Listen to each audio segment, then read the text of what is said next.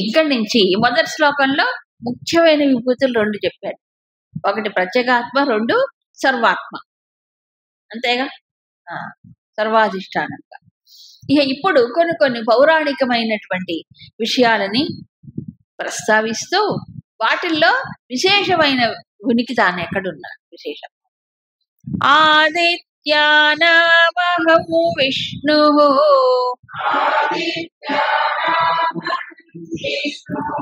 జ్యోతిషాం రవిరంశుమాన్ మరీచిర్మరుతామస్మి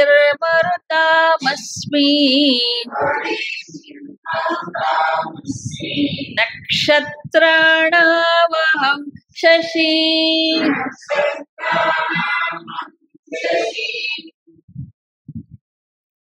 అహం ఆదిత్యానాం విష్ణుః జ్యోతిషాం అంశుమాన్ రవిః మరుతాం మరీచిః అస్మి నక్షత్రాణాం శశి. అహం ఉంది నేను. ఎవరు? ఆదిత్యులలో విష్ణువు. ఆదిత్యులు అంటే ఇక్కడ ద్వాదశాదిత్యులను తీసుకోవాలి. కొంతమంది అతిథి పుత్రులు అని చెప్తారు. అతిథి పుత్రులు అంటే దేవతలు. ఆ దేవతల్లో విష్ణువు నేను అంటాడు. కానీ పురాణ దాంట్లో చూసినప్పుడు ఇక్కడ ఏమిటంటే అతిథి పుత్రులు కాదు. ఇక్కడ నిజానికి ఆయన కూడా అతిథి పుత్రుడే. ఎవరు? సూర్యుడు. కాకపోతే ఆదిత్య అనే పేరు కేవలం సూర్యుడికే దక్కింది. మిగతా అంత డెరివేటివ్ మీనింగ్. అదితి నుంచి పుట్టారు కాబట్టి ఆదిత్య అంటారు, కానీ సూర్యుడికి ఆ పేరు. ఈ సూర్యుడు 12 రూపముల్లో ఉంటాడు. మనకి 12 నెలలు ఉన్నాయి కదా, ఒక్కొక్క నెలలో సూర్యుడు ఒక్కొక్క రూపంలో ఉంటాడు. ఆ 12 పేర్లు కూడా మనకు ఆదిత్య హృదయంలో వస్తాయి. ఒకే సూర్యుడు ఒక్కొక్క మాసములో ఒక్కొక్క రకంగా వ్యక్తం అవుతూ ఉంటాడు. దాన్ని బట్టి ఆ పేరు వచ్చింది ఆయన. ఈ 12 రూపములలో ఆయన ఎవరు? విష్ణువు అనేది ఒక పేరు. విష్ణువు అని ఒక పేరు. 12 తాను విష్ణువు. ఇదొక అర్థం చెప్పుకోవచ్చు. ఇంకొంచెం ముందుకెళ్తే మనకి సమన్వయం కుదురుతుంది. ఇప్పుడు చంద్రమసి యచ్చాగ్నౌ యద్ ఆదిత్యగతం తేజ అంటాడు. ఆదిత్యుడిలో ఉండే తేజస్సు ఎవరు? నేనే అంటాడు అక్కడ. అట్లా కూడా. కాకపోతే అక్కడ సూర్యుడిలో ఉండే తేజస్సు ఇక్కడ ఆదిత్యాన అంటే ప్లూరల్, బహువచనం వాడే. అక్కడ సూర్యుడిలో ఉండే తేజస్సు ఒక సూర్యుడే 12 రూపాలు ఉంటాయి. ఇక్కడ 12 రూపాలైనటువంటి నా 12 రూపాల్లో, సూర్యుడి యొక్క 12 రూపాల్లో విష్ణువుడు నేను ప్రత్యేక విశేషమైన ఉనికిగా ఉంటాను. అది ఇక్కడ విష్ణువు అనేది విశేషమైనటువంటి అంశ, విశేషమైన రూపంలో నేను ఉంటాను. ఇది అక్కడ విష్ణు పురాణంలో చెప్పారట. విష్ణు పురాణంలో ఇదంతా ఉందని. సరే, ఒకే సూర్యుడు 12 రూపాలు, అందులో విష్ణు అనేవాడు ఒకడు. అది నేనే. జ్యోతిషాం రవి. జ్యోతి అంటే ప్రకాశాన్ని ఇచ్చేవి. ప్రపంచంలో ఎన్నున్నాయి? 5. సూర్యుడు, చంద్రుడు, నక్షత్రములు, అగ్ని, విద్యుత్తు. ఈ 5 వెలుగులను ఇస్తాయి. ఇది బాహ్య ప్రకృతిలో సహజంగా. ఈ లైట్ విద్యుత్ శక్తి కాదు, ఇది మానవుడు తయారు చేసి. సహజంగా ప్రకృతిలో ఒక విద్యుత్ ఉంది కదా, మెరుపులు. ఆ మెరుపుల్లో విద్యుత్ ఉంది. అయితే ఆ విద్యుత్ ఎలాగొస్తుంది? వచ్చిపోతూ ఉంటుంది. అవునా? నక్షత్రాలు వెలుగు ఉన్నవే, కానీ అది రాత్రిపూట మాత్రమే కనిపిస్తాయి. అతి దూరంలో ఉండటం చేత కొంచెం వెలుగే మనకు వస్తుంది. అవునా? చంద్రుడు వెలుగున్నవాడే. చంద్రుడు ఎంత కొద్దిగా వెలుగుంటాడు. అదైనా రాత్రిపూటే వెలుగునిస్తాడు. ఆ వెలుగు సరిపోతుందా మనిషికి? సరిపోదు. ఇక అగ్ని కూడా వెలుగునిస్తుంది. ఎంత అగ్నిని మనం వెలిగించుకుంటే కానీ మనకు రాదు. అవునా? అగ్ని చేత వచ్చే వెలుగు ఎంత? కొంతే. మన దీపం వెలిగించినా ఏది చేసినా కొంతే, అంతటిని వెలిగించదు కదా. సో వెలుగునిచ్చే 5 సోర్సెస్ లో ముఖ్యమైనది ఎవరు? సూర్యుడు. అంశువాన్ అంటే కిరణములు కలిగిన వాడు. ఎన్ని సహస్ర కిరణములు, అనంతం. ఎన్ని కిరణాలు లెక్క పెట్టండి చూద్దాం. సూర్యకిరణం లెక్క పెట్టండి. ఊరికే సహస్ర రశ్మి అంటారు కానీ అనేక కిరణములతో ఒక్క సూర్యుడే ఈ మొత్తాన్ని వెలిగిస్తున్నాడు. ఏది? జగత్తు, ఈ లోకం అంతటి. మరి ఎంత గొప్పవాడు ఆ సూర్యుడు! ఆ సూర్యుడి కాంతి ఎంత ఉంది ఊహించగలవా? లేదు. కాబట్టి జ్యోతి వెలుగునిచ్చేటువంటి వాళ్ళల్లో నేను సూర్యుడిని. ఇది విభూతి విశేషంగా. అందుకని మనకి సూర్యోపాసన ప్రత్యేకంగా ఉంది. ఉపాసనలో సూర్యోపాసన ఉంది. ఎందుకు చెప్పాడంటే ఇది భగవంతుడి యొక్క విశేషమైన ఉనికి కాబట్టి. అసలు సంధ్యావందనం మొదలైన వాటిల్లో ఎవరిని ఉపాసిస్తారు? సూర్యుడు ఎదురుగా ఉండే సూర్యుడిని చూస్తూ ఆ పరమాత్మను తలుచుకుంటారు. ఇప్పుడు చూడండి, ఈ విశేషమైన విభూతులన్నీ కూడా వాటిల్లో కొన్ని ఉపాస్య వస్తువుగా భావించబడతాయి. అంతే కదా.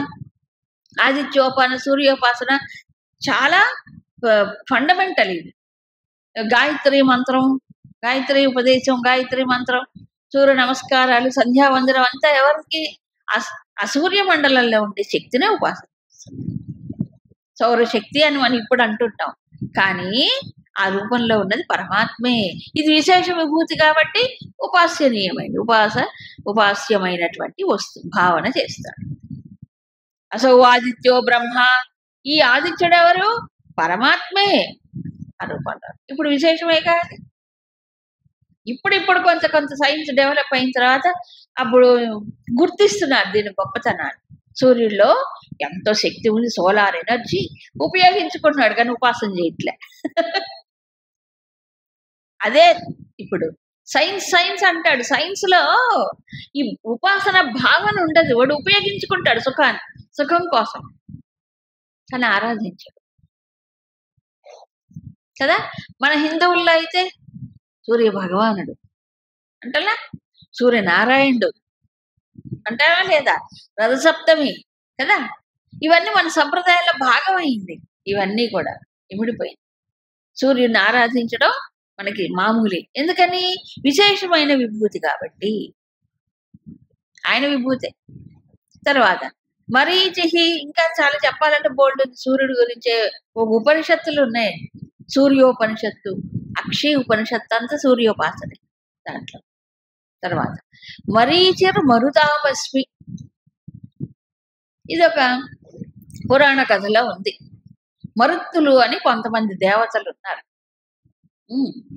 ఈ మరుత్తులలో మరీచి అనేవాడు ఒక విశేషమైన రూపం అట. ఈ సప్త మరుత్తులు ఉండేవాడు. సప్త మరుత్తులు కాస్త 49 మరుత్తులు అని చెప్తుంది శాస్త్రం. దీంట్లో ఎవరికి వీళ్ళు పుట్టింది? దితి. వీళ్ళు దితి పుత్రుడు. దితి ఒకసారి ఆమె తన పుత్రులందరూ కూడా ఓడిపోతే, ఎవరి చేత? దేవతల చేత ఓడిపోయి తలా ఒక చోట చెట్టుకు పుట్టక అయిపోతారు. అలా అయిపోయినప్పుడు ఈవిడికి బాధ కలుగుతుంది దితికి. నా పిల్లలందరూ మరణించారు, కొంతమంది ఎక్కడెక్కడో ఉన్నారు, నాకు పుత్రశోకం ఉంది, నాకు అందుకని ఈ దేవతల్ని జయించగలిగే ఒకానొక బలశాలి అయిన పుత్రుడు నాకు కావాలి అని చెప్పి కశ్యప ప్రజాపతిని వేడుకుంటుంది. దుఃఖంలో, బాగా దుఃఖం అని వేడుకుంటుంది. ఈ దేవతలు కదా ఎప్పుడు నా పుత్రుల్ని ఓడిస్తున్నారు, అందుకు కదా వీళ్ళకి ఇలా అయిపోయింది. ఇంద్రుడిని కూడా జయించగలిగే పుత్రుడు నాకు కావాలి. ఇంద్రుడేగా ముఖ్యం. కశ్యపుడు అంటాడు, సరే ఆయన ఇద్దరు భార్యలే ఆయనకి, అదితి దితి. సరే నువ్వు పో, ఇలా అయితే కాదు, నేను అలా ఇవ్వను, నువ్వు ఉపాసన చెయ్యాలి అని ఒక వ్రతాన్ని చెప్తాడు. ఆ వ్రతము చేసిన తర్వాత నీకు అలాంటి పుత్రుడు కలుగుతాడు. ఇప్పుడు ఈ వ్రతాన్ని పూనుతుంది ఈవిడ. ఆ వ్రతం ఎన్ని రోజులు? చాలా రోజులు, దీర్ఘకాలం చెయ్యాలి. పుత్ర సంతానం పొందాలంటే కూడా వ్రతాలు చేసి పొందేవాళ్ళు ఆ రోజుల్లో. వ్రతాలు దీక్షలతో కలిగిన పుత్రులే బలవంతులై, శుచివంతులై, విద్యావంతులై, జ్ఞానవంతులై ఉంటారు. ఇప్పుడు పుట్టు సంతానమేనాయి. ఇప్పుడు సంతానం కలిగే శక్తి కూడా లేదు, అది వేరే సంగతి. ఘోరం. సరే, కాబట్టి ఆవిడ దీక్ష పూనింది, వ్రతం. ఎన్నో రోజులు చాలా దీక్ష, కఠినమైన దీక్ష అలా చేస్తుంది. ఉపవాసం అని కొంత ఏదో, అంటే పూర్తి ఉపవాసం ఉండలేరు కదా, ఏదో కాయలు పళ్ళు అలాంటివి తినటం ఏదో చేసింది. అలా చేస్తూ ఉంటే దేవేంద్రుడికి తెలిసింది. పెనుతల్లే కదా, పెనుతల్లో పెద్దల్లో మొత్తానికి తెలిసిన తర్వాత దేవేంద్రుడు ఏంటంటే వినయంతో జయించాలి. దేవతలకు కొంచెం తెలివి ఎక్కువే అసురుల కంటే. సరే, ఇప్పుడు ఆవిడ తల్లి చెల్లని తల్లే కదా, ఇప్పుడు ఆవిడ్ని పైగా దీక్షలో ఉంది ఆవిడ్ని ఎట్లా పడితే అట్లా చేయలేడు కదా. ఇప్పుడు తన్ని జయించే పుత్రుడు కావాలని చేస్తుంది ఆవిడ. మరి ఏం చేయాలి ఇప్పుడు? అందుకని వినయముతో ఆవిడ దీక్ష పూనితే సేవ చేస్తూ ఉన్నాడు కనిపెట్టుకుంటూ. అమ్మా, నువ్వు దీక్షలో ఉన్నావు కదా, నేను నీకు సేవ చేస్తానని. ఎంతైనా తల్లే కదా, సరే అంది, చెయ్యి. అలా అన్ని కనిపెట్టుకొని ఎప్పుడు ఏది కావాలంటే అది చేసి అంతా చేస్తున్నాడు. ఈయన ఎందుకు సేవ చేస్తున్నాడు కనిపెట్టుకుంటే, ఎక్కడైనా వ్రతభంగం అవుతుందేమో, ఆ వ్రతభంగం అయితే అర్థం చేసుకొని చేద్దాం అనుకుంటున్నాడు ఈయన. ఈవిడ బాగా నిష్ఠగానే చేసి ఒక్కసారి ఏదో పొరపాటున పాపం అలసిపోయింది, వ్రత దీంట్లో అలసిపోయి నిద్ర వచ్చేసింది. కన్ను మలగటం అంటారు, వచ్చేసి ఆ కన్ను మలగటంలో ఆవిడ నిద్రించటంలో రాంగ్ డైరెక్షన్ లో పడుకుందట. అంటే తల కాళ్ళు ఏదో ఒక నిర్ణీతమైన పద్ధతిలో ఉండాలి కదా, అలా కాకుండా ఏదో ముడుచుకొని ఇట్లా అస్తవ్యస్తంగా, అది కూడా వ్రతభంగమేనట. మరి ఆ వ్రతం అంటే ఆ రోజుల్లో అలాగే ఉంటాయి. ఏం చేశాడు, ఈవిడ వ్రతభంగం అయిపోయింది కాబట్టి సుసూక్ష్మమైన రూపాన్ని ధరించి ఆవిడ గర్భంలో ప్రవేశించి వజ్రాయుధంతో ఆ లోపలే ఉంటుంది కదా ఆ పిండం ఏదో ముక్కలు చేసేసాడు. 7 ముక్కలు చేశాడు. చేస్తే ఆ పిండము ఏడుస్తుంటే మారుదా అన్నట్ట. అంటే ఏడవకు అలా అన్నట్టు వాడు మరుతులు అయిపోయాడు. అయిపోయింది. బయటకు వచ్చి నమస్కారం చేశాడు. ఏమనలేదు దితి, ఏమనలేదు. ఎందుకు? వ్రతభంగం అయిపోయింది కాబట్టి చేశాడు. సరే, ఇప్పుడు దీనికి ఏమని ప్రయోజనం లేదు, నా పొరపాటే కాబట్టి, సరే నువ్వు ఇంద్రుడు కదా, ఈ వాయువులందరినీ కంట్రోల్ చేసే ఇంద్రుడు కదా, కాబట్టి వీళ్ళని నీ వశంలో పెట్టుకో. వాళ్ళకి మరీ ఇది కాకుండా ఉన్నతమైన స్థానం. కాబట్టి దేవేంద్రుడు ఎక్కడో ఉంటాడు కదా, మేఘాల అవతల ఎక్కడో కురిపిస్తాడు. కాబట్టి ఆయా ప్రదేశాలను నిర్ణయించి ఆయన కంట్రోల్లో ఉంటారు వాళ్ళు. మళ్ళీ ఏమైపోయింది, ఇప్పుడు ఇంద్రుడు వశంలోనే ఉన్నారు.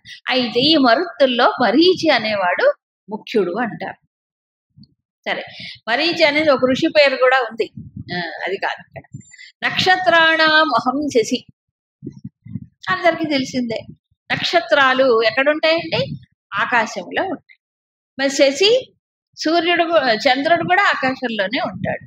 అందుకే చుక్కల్లో చంద్రుడు అంటారు, తెలుగులో వచ్చింది. అది విభూతి. చుక్కలు ఎన్నున్నా చంద్రుడితో సమానం కాదు. కానీ చుక్కలు, నక్షత్రాలు స్వయం ప్రకాశక శక్తి కలిగినవి, ఎక్కువ శక్తి ఉంటుంది. కానీ దూరంలో ఉండటం చేత మనకి మిణుకు కనిపిస్తాయి. అవునా? చంద్రుడు గనక ఉన్నమి నాటి చంద్రుడిని చూస్తే ఎంత ప్రకాశం, ఆ భూమి అంతా కూడా ప్రకాశమానం. నక్షత్రాలు అంత ప్రకాశాన్ని ఇస్తాయా? ఇవ్వవు కదా. అందుకని ఏం చేశారు, ఆయన గగన వీధిని చూసినప్పుడు ఎన్ని నక్షత్రాలున్నా ఒక్క చంద్రుడితో సమానం కాదు కదా. అందుకని ఏమన్నాడు, ఈ నక్షత్రాల్లో నేను చంద్రుణ్ణి. అందుకని చూడండి, చాంద్రాయణ వ్రతం చేస్తారు మన వాళ్ళు. సూర్యుడిని ఉపాసిస్తారు, చంద్రుణ్ణి కూడా ఉపాసన చేస్తారు. చేస్తారు. ఎట్లా చేస్తారంటే చాంద్రాయణ వ్రతం అంటారు. అంటే నక్తాలు అంటారు. కార్తీక మాసంలో నక్తం అంటే ఎప్పుడు? సాయంత్రం. ఎప్పుడు? చంద్రోదయం అయిన తర్వాతే. అప్పటిదాకా ఉపవాసం ఉండి అప్పుడే చంద్రుడిని చూసిన తర్వాత భోంచేస్తారు. ఇది ఒక వ్రతమే. ఇలా చంద్రుణ్ణి గురించినటువంటి ఒక ఉపాసన మనకు ఉంది, శాస్త్రంలో కూడా ఉంది. ఎందుకని ఈ జ్యోతుల్లో సూర్యుడు ఎలాగో ఈ నక్షత్ర సమూహములో చంద్రుడు అలాంటి వాడు. ఇంకోటి, చంద్రుడు మనకి దగ్గరగా ఉన్నాడు. ఎవరికి? మనుషులకి. నక్షత్రాలు దూరంగా ఉన్న వాటి ప్రభావం ఉంటుంది, కానీ చంద్రుడు చాలా దగ్గరగా. అసలు మనకి చాంద్రమానం సౌరమానం రెండు ఉన్నాయి, కాలములు ఉన్నాయి, కాలాంశములు. అందులో ఒక వర్గం వాళ్ళు ఏం చేస్తారు, చాంద్రమానమునే పాటిస్తారు. కొంతమంది సౌరమానమును, మనది చాంద్రమానం, ఇక్కడ తమిళులది సౌరమానం. అవునా కదా? మరి చంద్రుడి యొక్క ప్రభావం ఎక్కువ లేదు. అమావాస్య అని, పౌర్ణమని, తిథులన్నీ దేన్ని బట్టి వస్తున్నాయి? చంద్రుని బట్టే కదా. అందుకని పౌర్ణమి రోజు ప్రత్యేకంగా కొంతమంది ఉపవాసం ఉండి ఏవో హోమాలు గీమాలు పారాయణ చేసుకుంటారు, చాలా ఉన్నాయి. కాబట్టి చంద్రుడు కూడా ఉపాసింపదగినటువంటి ఇది. ఎందుకని ఈయన యొక్క భగవంతుడి యొక్క ఒక విభూతి. అంతేకాదు, చంద్రుడిని చూస్తే ఇక్కడ చంద్రుడు అంటే ఏ చంద్రుడు, పాడ్యం నాటి చంద్రుడా, అమావాస్య నాటి చంద్రుడా అని అక్కర్లేదు. పున్నమి నాటి చంద్రుడు అంటే అన్ని కళలు పూర్తిగా ఉన్నటువంటి వాడు అని అర్థం. ఇక తర్వాత వేదానాం సామవేదోస్మి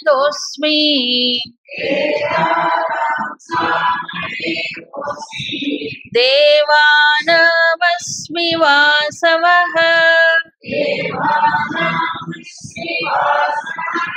ఇంద్రియాణాం మనస్యాస్మి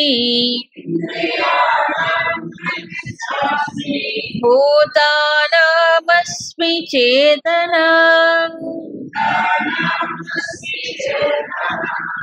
వేదానాం సామవేద అస్మి.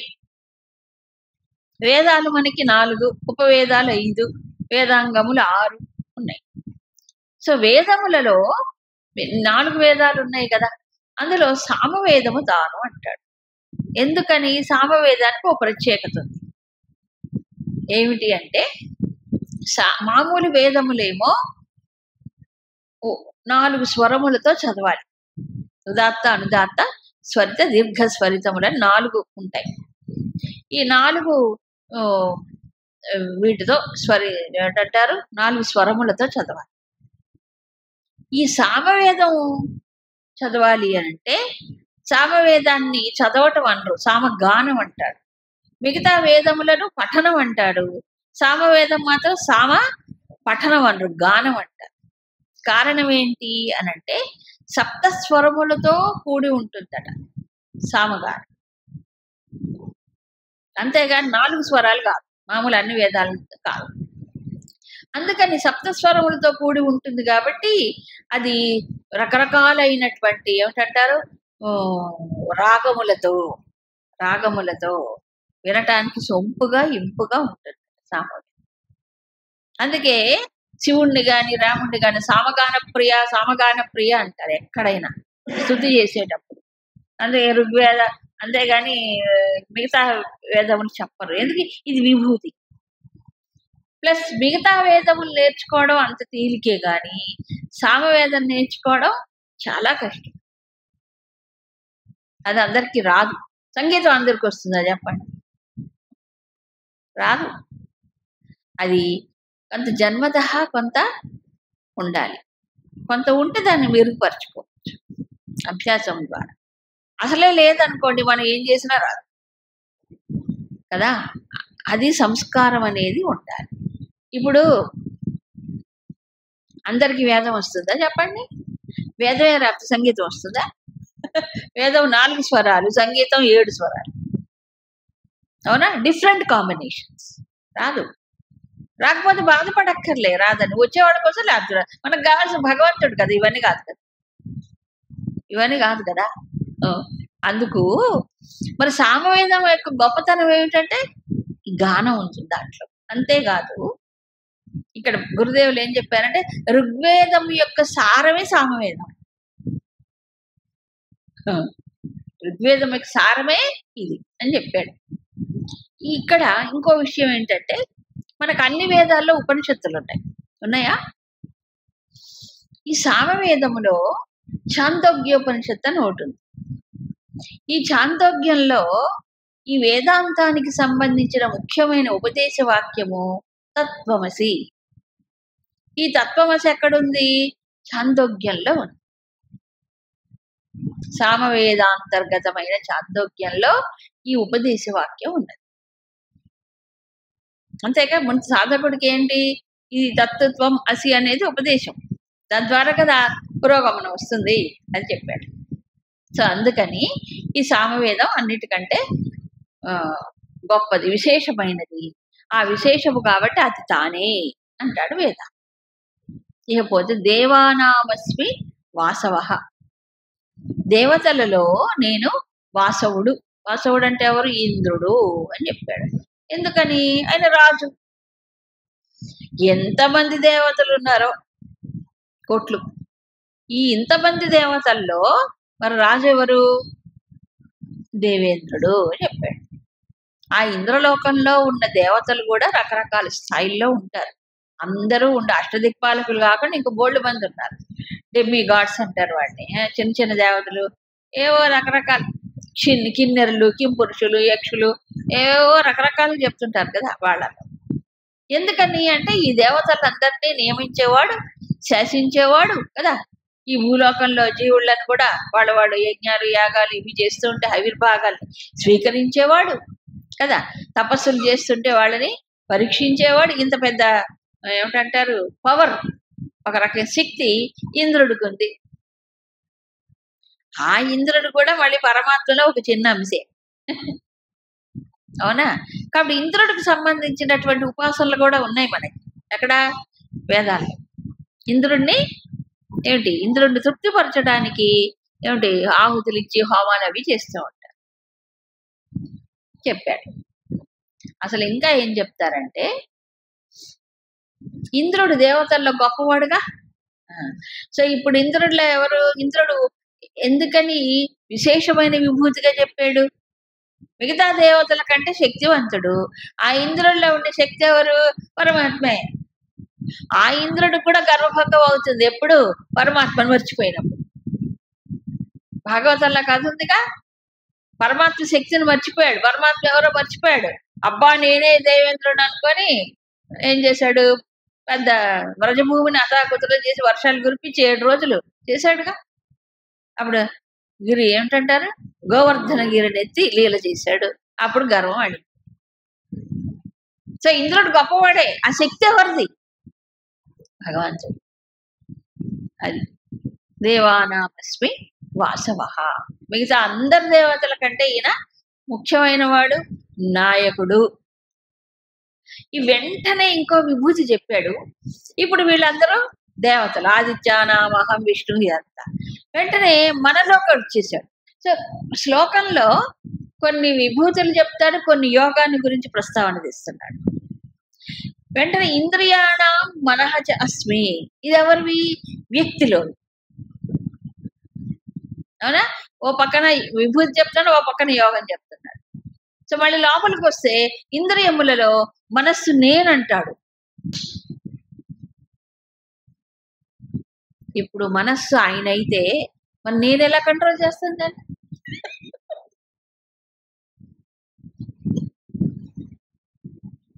ఆలోచించండి. మనస్సు ఎవరు? నేను. ఇంద్రియములలో మనస్సు నేనంటాడు. ఇంద్రియాలేమో ఎక్కడున్నాయి? బయటికి చూస్తున్నాయి. అయితే సూక్ష్మ శరీరంలో భాగమే ఏవి? ఇంద్రియాలు. అవేమో బయటికి చూస్తాయి. అవి 10 ఉన్నాయి. ఇది మనస్సు అంటాడు. అంటే 10 ఇంద్రియాల్లో మనస్సు ఉందా?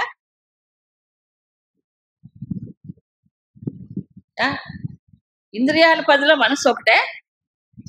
మరి ఇంద్రియాణం మనహ అంటాడే. ఇప్పుడు 12 ఆదిత్యులు ఉన్నారు. 12 ఆదిత్యులు ఒకటి పేరు విష్ణువు, ఒప్పుకుంటాం. వేదాలు 4, అందులో సామవేదం ఒకటే, అది విశేషమైన విభూతి. ఇక్కడికి వచ్చేటప్పటికి ఇంద్రియాలు 10, ఆ ఇంద్రియంలో మనస్సు నేనంటాడు. అంటే ఇంద్రియములలో మనస్సు ఉందే? కాదు కదా. 10 ఇంద్రియాలు వేరు, దాంట్లో మనసు ఒకటి కాదుగా, మరి విశేషమైన ఉనికి ఎందుకయింది? సో ఇక్కడికి వచ్చేటప్పటికి విభూతి కాదు, ఇది యోగం. ఎలాగా అంటే ఇంద్రియములు కూడా బాహ్య విషయాలను చూస్తాయి. ప్లస్ 10 ఇంద్రియాలకి ఒక్కొక్కటికి ఒక ఛానలే వాటికి ఉంటాయి కదా. కంటికి దృశ్యాలే ఛానల్, అదే కనిపిస్తాయి కంటికి. చెవులకి శబ్దాలే వినిపించే శక్తి ఉంది, వినే శక్తి. ఒక్కొక్క ఇంద్రియానికి ఒక శక్తి మాత్రమే ఉంది. కాకపోతే మిగతా వాటికి ఈ శక్తులు ఉండవు. ఒక ఇంద్రియానికి మిగతా శక్తులు ఉండవు. కన్ను ఒకే శక్తి, అవి వినదు. కంటితో ఎవరైనా వినండి, వినలేరు. చెవితో ఎవరైనా చూడండి, చూడలేరు. ఆ ఛానల్కే పనిచేస్తుంది. విచిత్రం మనలోనే ఉంది. మనం ఆలోచించం ఎప్పుడు. మనస్సు ఏం చేస్తుంది? ఈ 10 చూస్తుంది, ఈ 10 కలుపుకొని పనిచేస్తుంది. అమ్మో ఎంత శక్తో, అందుకే దానికి లొంగిపోతాడు. సూక్ష్మంగా ప్లస్ ఎక్కడి నుంచి? ఈ ఇంద్రియాల కంటే లోతుగా లోపల నుంచి పనిచేస్తుంది మనస్సు. ఎట్లా? కాబట్టి కన్ను చూస్తుంటే మనసులోకి వెళ్ళి పడుతుంది, చెవి వింటుంటే మనసులోకి వెళ్ళి, అన్నిటికీ కనెక్టెడ్. అవునా? మనస్సు ఈ 10 ఇంద్రియాలకి కనెక్టెడ్. కానీ 10 ఇంద్రియాల్లో ఒకటి కాదు. ఈ 10 ఇంద్రియాలను ఏం చేస్తుంది? సింక్రనైజ్ చేస్తుంది డేటానంతా. అంటే ఇంద్రియాలు ఇచ్చే సమాచారాన్ని ఏం చేస్తుంది? కలిపి చూసుకుంటుంది. మరి ఇంద్రియాలు కలపలేవు చూడండి. కన్ను దృశ్యం చూపిస్తుంది, చెవి శబ్దాన్ని మాత్రం చేస్తుంది. ఇవన్నీ కలిపితే లోపల మనసు ఏం చేస్తుంది? అన్ని కలుపుకొని తెలుసుకుంటుంది. ఇది మామూలు అండి, మీరు చూడండి కావాలి. ఇప్పుడు ఈ రోజుల్లో అయితే ఎగ్జాంపుల్ చెప్పచ్చు. ఒక కంప్యూటర్ ల్యాబ్ లో 10-15 కంప్యూటర్లు ఉంటాయి. వాళ్ళు ఏం చేస్తారంటే ఈ 10 కలుపుకుంటారు. అంటే ఎక్కడ ఏది ఆపరేట్ చేసినా 10 చూడొచ్చు. అవునా? కలుపుకోవడంతో ఏమవుతుంది? ఇక్కడ నొక్కితే వాడు ఆ కంప్యూటర్లో కూడా చూడొచ్చు డేటా. ఇప్పుడు సైన్స్ బాగా డెవలప్ అయింది. ఎందుకు మనం ఇక్కడ ల్యాప్టాప్ లో పెట్టుకుంటే అమెరికాలో కూర్చొని వాళ్ళు అక్కడ ఈ ల్యాప్టాప్ ఆపరేట్ చేయట్లా? యాంత్రిక శక్తితో వెబ్ కెమెరాస్ రాలే, ఎంత వేల మైళ్ళ దూరంలో ఉన్నా అక్కడి నుంచి ఇక్కడికి కనెక్ట్ అవ్వలే. అబ్బా ఎంత గొప్ప టెక్నాలజీ, ఎంత పెరిగిపోయింది, ఆశ్చర్యపోతాం. ఈ మనస్సు ఎంత శక్తి ఆలోచించండి.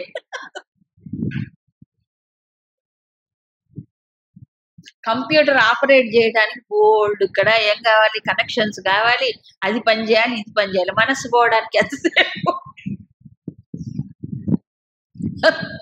క్షణం పట్టదు. దీనికి ఏది అవసరమే లేదు. అవసరమా? దీనికి వైఫై కావాలా? ఏం అవసరం లేదు కదా. మనస్సు వెళ్ళిపోవట్లా, ఎంతసేపట్లో వెళ్ళిపోతుంది. స్విచ్ కూడా నొక్కక్కర్లేదు. ఎంత శక్తి మనస్సుకి, ఎంత వేగం దానికి. ప్లస్ 10 ఇంద్రియాలు ఒక్కొక్కటి ఇస్తుంటే అవన్నీ ఎంతసేపట్లో మళ్ళీ కలుపుకోవడానికి కంప్యూటర్ ఆపరేట్ టైం పడుతుంది. ఇక్కడ టైమే పట్టదు. కన్ను చూస్తుంటే కన్ను అటు ఒక దృశ్యం కనిపించింది అనుకోండి, శబ్దం ఒక పక్కన వినిపించింది అనుకోండి, వెంటనే క్షణంలో అడిపోతుంది. ఎక్కడి నుంచి వస్తుంది ఈ శబ్దం? అడిపోతుంది. అంటే అక్కడి నుంచి వస్తుంది, వెంటనే పోట్లే. ఈ డేటాను ఎలా కలుపుకుంటుందో ఒక క్షణం మొత్తం. మెరుపు కంటే వేగం, మెరుపు కంటే వేగం. క్షణం కూడా పట్టదు. అబ్బా, విభూతే. ఆలోచిస్తే ఇదే ఆయన విభూతి. చాలా బాగుంది అసలు. మనస్సు ఆయన విభూతి. ఇప్పుడు ఆయన విభూతిని ఆయన విభూతిగానే చూస్తే బెంగేముంది అసలు? అలా చూడట్లేదు కదా. ఏమనుకుంటున్నావు? నా మనస్సు అనుకోవట్లే. నీ మనసు కాబట్టి నువ్వే బాగు చేసుకో.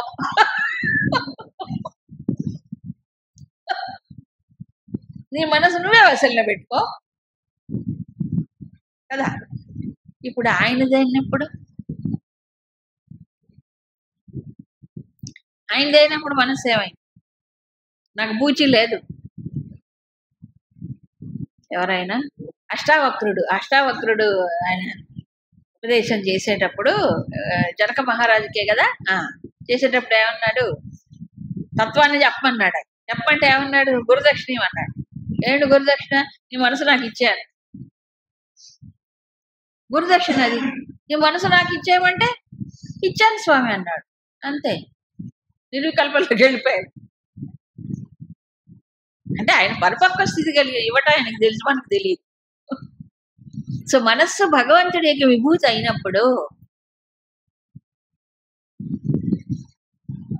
ఇంకేం చేయాలి? ఆయన ఎక్కడున్నాడు ఇప్పుడు? మనస్సులోనే ఉన్నాడు. నేనేం చేస్తున్నా? మనసుతో ఊరంతా తిరుగుతున్నా.